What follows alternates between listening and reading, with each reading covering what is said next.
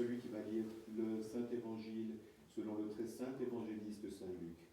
Que Dieu, par l'intercession du saint et glorieux apôtre évangéliste Luc, t'accorde d'annoncer la bonne nouvelle avec force pour l'accomplissement de l'évangile de son Fils bien-aimé, notre Seigneur Jésus-Christ. Amen. Lecture du Saint-Évangile selon... Sagesse debout, écoutons le Saint-Évangile, paix à tous. Et à ton esprit. Lecture du Saint-Évangile selon Saint Luc. Gloire à toi, Seigneur, gloire à toi. Soyons attentifs. En ce temps-là, comme Jésus abordait au pays des Gadaréniens, il vint à sa rencontre un homme de la ville, possédé de démons. Depuis longtemps, il ne portait pas de vêtements. Il n'habitait pas non plus dans une maison, mais dans les tombeaux. Voyant Jésus, il se mit à vociférer, tomba à ses pieds, dit d'une voix forte, « Que me veux-tu, Jésus, Fils du Dieu très haut? Je t'en prie, ne me tourmente pas. » Jésus, en effet, commandait à l'esprit impur de sortir de cet homme, car à maintes reprises l'esprit s'était emparé de lui. Alors, pour le garder, on le liait avec des chaînes et des entraves, mais il brisait ses liens, et le démon l'entraînait vers les déserts. Jésus lui demanda « Quel est ton nom ?» Il répondit « Mon nom est Légion, car beaucoup de démons étaient entrés en lui. » Et il le suppliait de ne pas leur ordonner de s'en aller dans l'abîme. Or il y avait là un troupeau considérable de porcs en train de paître dans la montagne.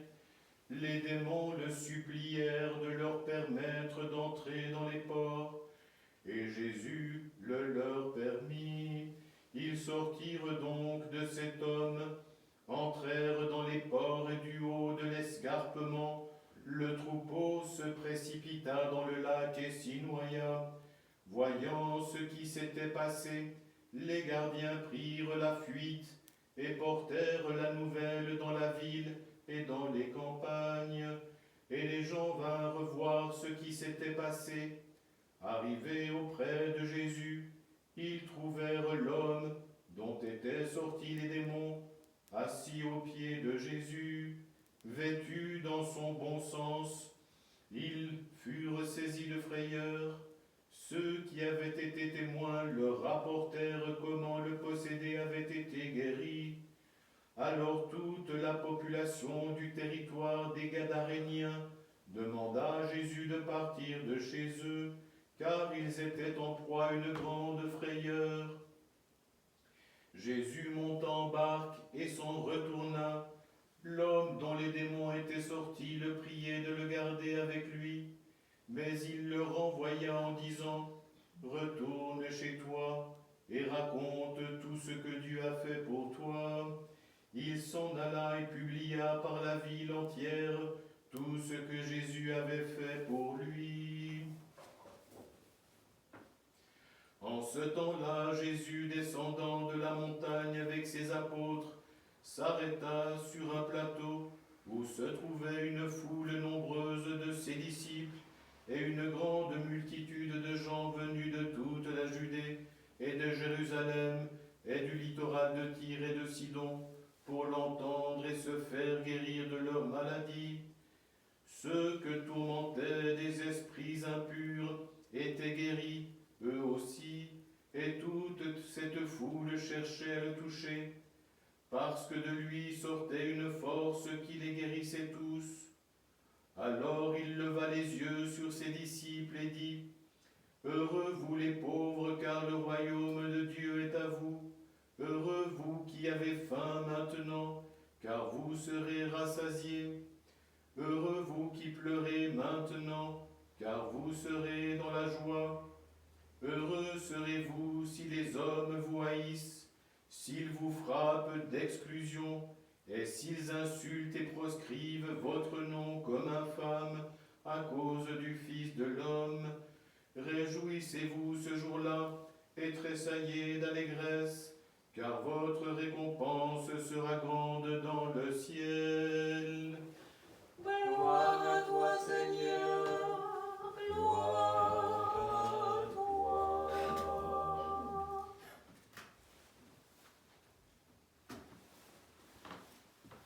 Et à toi qui annoncez la bonne nouvelle.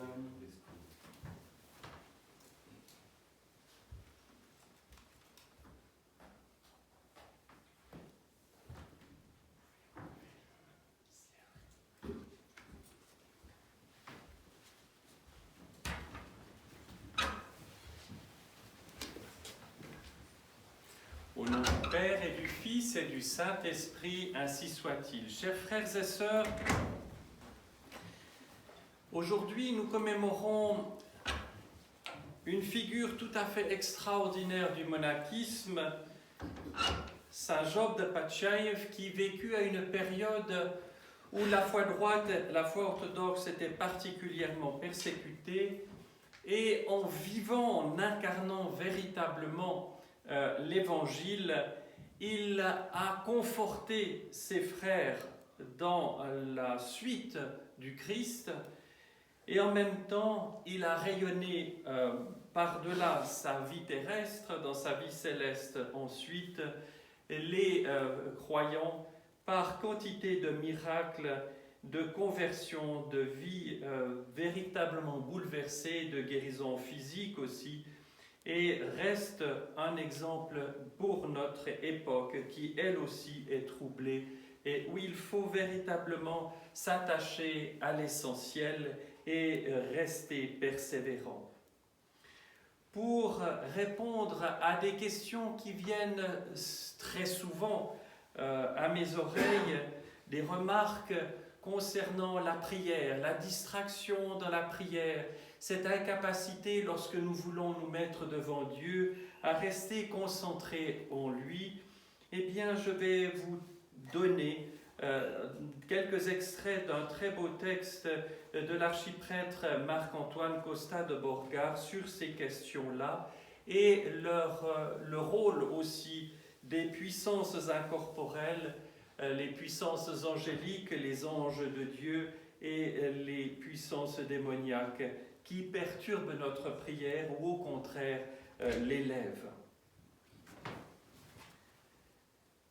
Par le monde angélique, nous avons les deux sollicitations fondamentales présentées à notre conscience.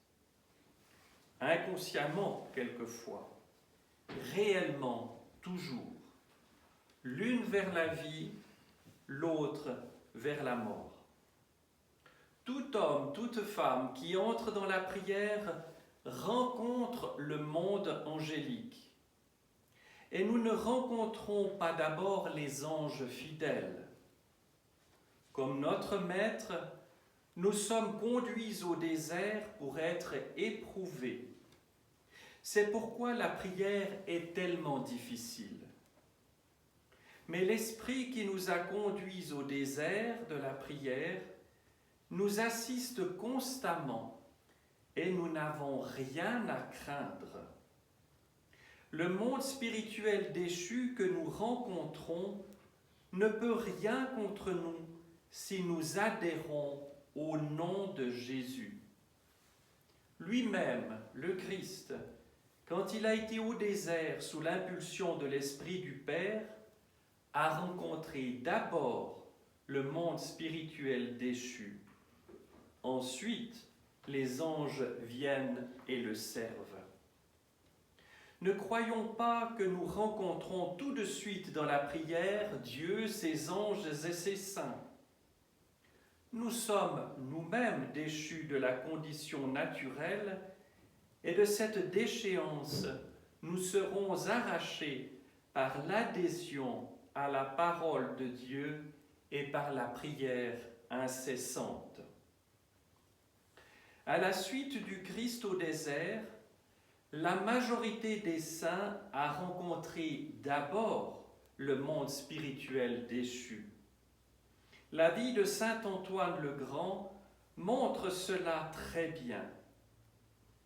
Il y a l'appel de Dieu, première révélation de Dieu, et ensuite la confrontation au réel créé tel qu'il est, l'agrégation au combat spirituel mené invisiblement par le Christ lui-même. En ce siècle, les anges déchus continuent à exercer leur puissance par l'intermédiaire de la liberté humaine. Ainsi, la question du mal dans le monde a sa cause spirituelle dans le fait qu'un monde angélique déchu joue encore au prince de ce monde jusqu'à la fin des temps où il sera définitivement démasqué. Ces démons ne peuvent rien sans le consentement de l'être humain et ils profitent à cet égard de son ignorance, le jetant chaque fois qu'ils le peuvent dans l'illusion pour obtenir sa collaboration. La question essentielle est celle de la sortie de l'ignorance. Ignorant Dieu et ignorant le jeu pervers de Satan, l'homme se perd. Et Dieu s'est incarné pour arracher l'homme à son ignorance et au péché, et le libérer ainsi du pouvoir de Satan. Si l'homme accepte la révélation divine et apprend ce que son Père veut lui apprendre concernant lui-même, Dieu, et sa condition humaine, il peut devenir à nouveau maître de la création en Christ comme au paradis. Dans tout l'enseignement ascétique, il est dit que tout commence dans la vie spirituelle par l'humilité. La première vertu que nous avons à acquérir dans la vie spirituelle est l'humilité, parce que c'est la porte. Toutes les autres vertus, nous les acquérons à partir de celle-là. Tant qu'il y a de l'orgueil en nous, notre prière piétine. Il faut qu'un jour nous disions clairement « Je ne suis pas Dieu ». Dieu est un non-moi, il n'est pas moi. Et je suis un non-Dieu, je ne suis pas Dieu. Il y a une différence absolue, celle de la créature et du Créateur. Il est indispensable de le reconnaître.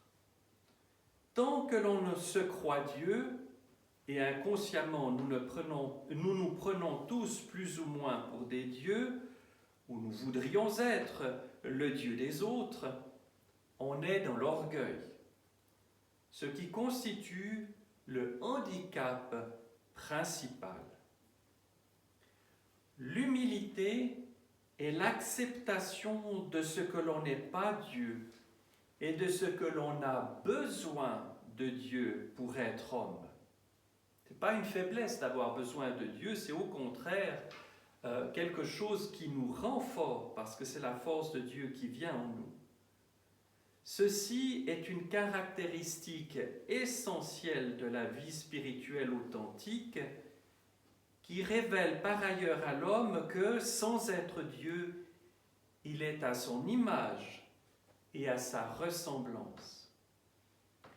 La déification est proposée certes à l'homme, mais en participation à la nature divine et non pas par autodéification.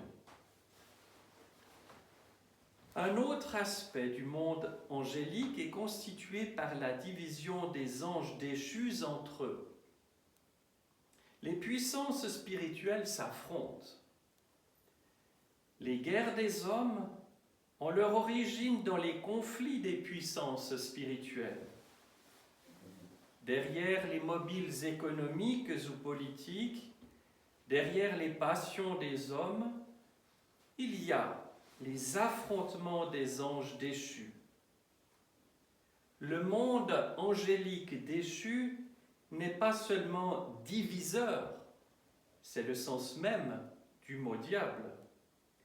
Il est également indéfiniment divisé. Tout royaume divisé contre lui-même court à sa perte, dit le Christ. Le monde des anges déchus est un monde perdu. Nous ne devons donc pas avoir peur de Satan. Le monde diabolique n'a aucun avenir, car il est divisé contre lui-même.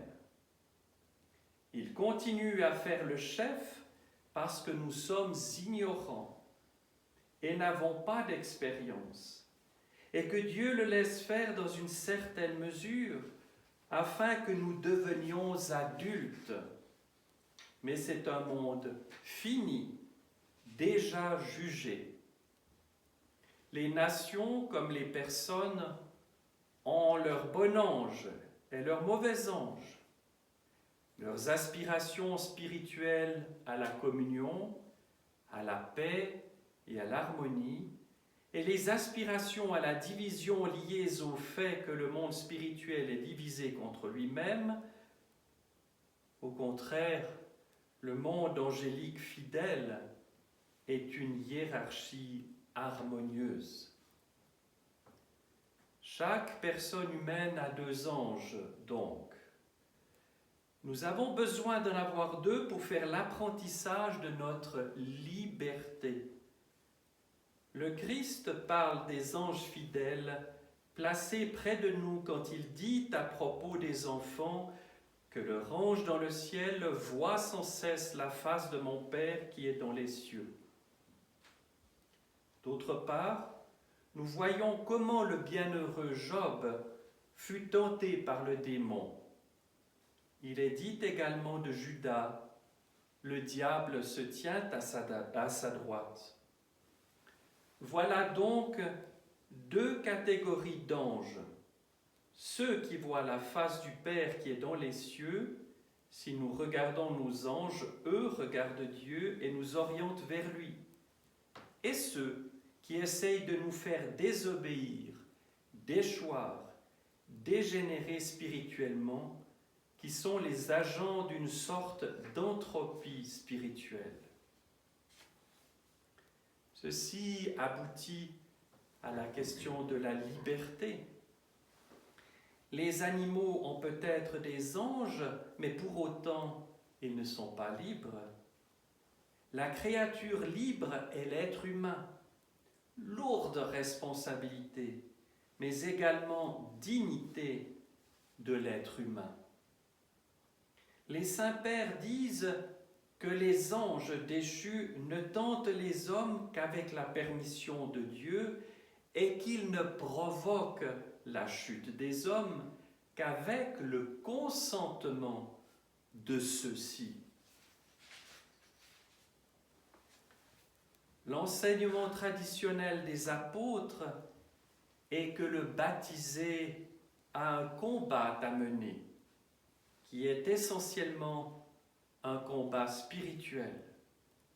Ce n'est pas contre des adversaires de chair et de sang que nous avons à lutter, c'est contre les principautés, les puissances, contre les dominations de ce monde de ténèbres, contre les esprits du mal qui habitent les espaces célestes, dit saint Paul aux Éphésiens. Par ailleurs, les apôtres nous ont légué l'enseignement suivant lequel les tentations, les sollicitations diaboliques ne viennent qu'en mesure de la grâce que Dieu nous donne pour les supporter. Il y a toujours un équilibre que Dieu maintient. Il nous fait découvrir cela.